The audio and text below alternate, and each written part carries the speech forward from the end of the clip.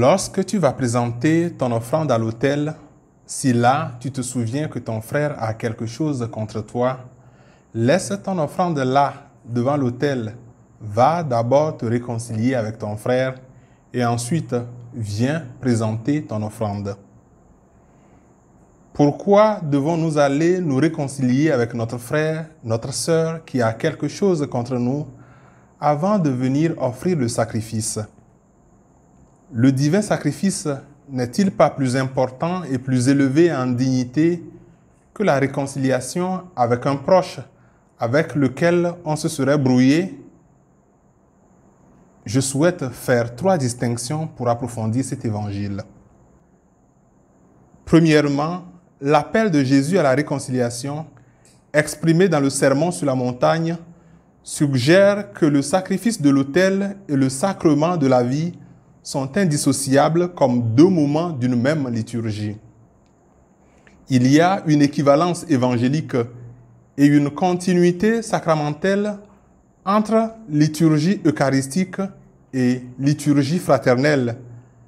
La liturgie eucharistique étant à la fois la source et le couronnement de notre élan de fraternité. Dans la Bible, on offre souvent un sacrifice par alliance en signe de souvenir ou par amour. Au sujet de l'amour fraternel, l'Écriture affirme « Celui qui aime Dieu, qu'il aime aussi son frère, sinon il est un menteur. » Car la raison pour laquelle je viens offrir le sacrifice d'action de grâce est la même qui motive la réconciliation fraternelle.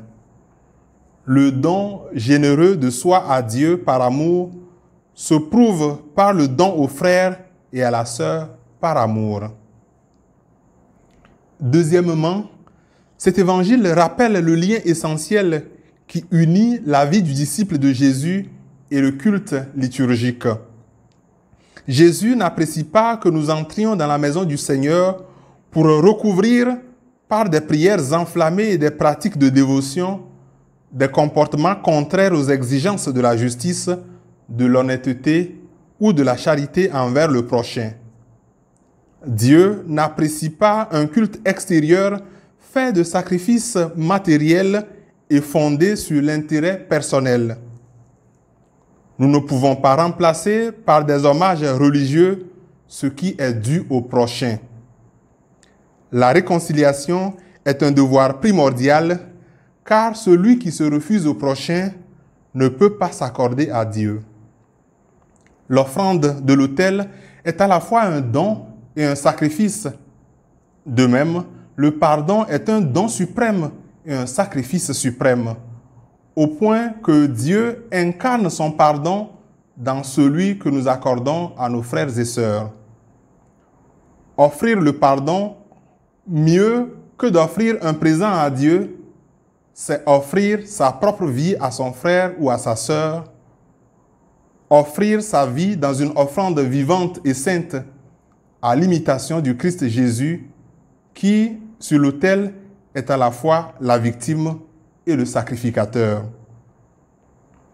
Troisièmement, je dois aller me réconcilier avec mon prochain avant de venir offrir le culte, car offrir le divin sacrifice, c'est devenir intercesseur, c'est offrir les intentions de mon frère et de ma sœur, mais surtout offrir le frère lui-même, présenter la sœur elle-même à Dieu.